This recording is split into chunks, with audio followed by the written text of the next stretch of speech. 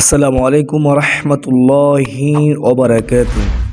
আলহামদুলিল্লাহ আলহামদুলিল্লাহি রাব্বিল আলামিন ওয়াসসালাতু ওয়াসসালামু আলা সাইয়্যিদিল মুরসালিন আম্মা বা'দু। সবাই আমার সাথে পড়ুন, আউযু বিল্লাহি মিনাশ শাইতানির রাজীম, বিসমিল্লাহির রহমানির রহিম।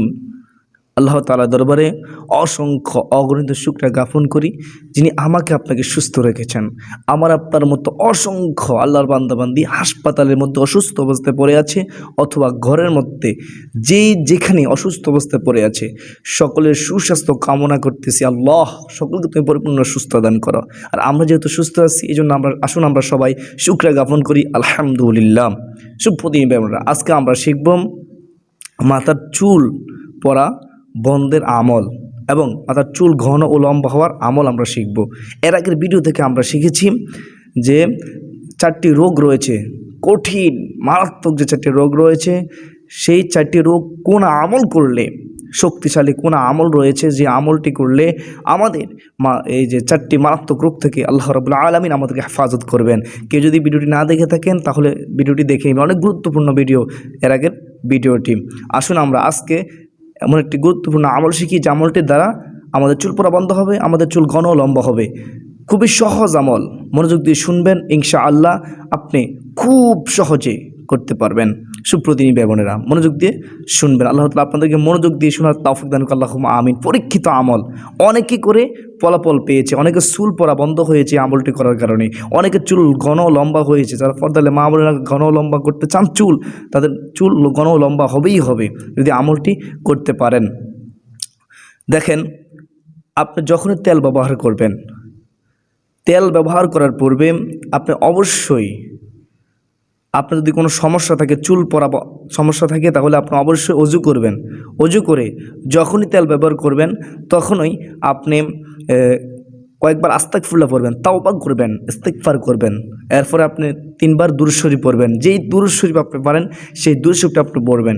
পড়ার পর কি করবেন জানেন? আপনি আউযু বিল্লাহ পড়বেন, তারপরে বিসমিল্লাহ পড়বেন। পড়ার পরে আপনি কি করবেন? সূরাতুল ফাতিহা আমরা অধিকাংশ সবাই আমরা পারি। সূরাতুল ফাতিহা সহি শুদ্ধভাবে পড়ে নেবেন, মাত্র 3টি বার পড়বেন। মাত্র 3টি বার পড়ে যখনই তেলের মধ্যে ফু দিবেন, কখন? এগুলো পড়ার পর আস্তাগফিরুল্লাহ, দুরূদ শরীফ, আউযু বিসমিল্লাহ পড়ার পর সূরাতুল ফাতিহা পর তেলের মধ্যে ফু দিবেন। ফু দেওয়ার পরে ওই তেল আপনি আপনার মাথার মধ্যে ব্যবহার করবেন। এটা খুব শক্তিশালী আমল, এটা পরীক্ষিত আমল। আপনি করে দেখেন, আমার কথা বিশ্বাস না হলে করে দেখেন, করলে তো কোনো সমস্যা নাই। আপনি যেই তেলে ব্যবহার করুন না কেন, যেই তেল আপনি সবসময় ব্যবহার করে আসতেছেন সেই তেল আপনি ব্যবহার করবেন।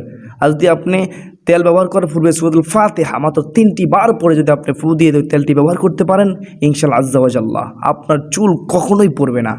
আপনার চুলের গোড়া মজবুত থাকবে। মজবুত রাখবেন যিনি, তিনি কে আপনি কি জানেন? তিনি হচ্ছেন আমার আপনার রব আল্লাহ। আল্লাহ তাআলা যাহা ইচ্ছা তাহা করতে পারেন। আল্লাহ তাআলা হচ্ছে ইন্নাল্লাহা আলা কুল্লি শাইইন কাদির। আল্লাহ তাআলা হচ্ছে সর্বশক্তিমান। আল্লাহ তাআলা শুধু বলে কুন ফায়াকুন, হয়ে যায়।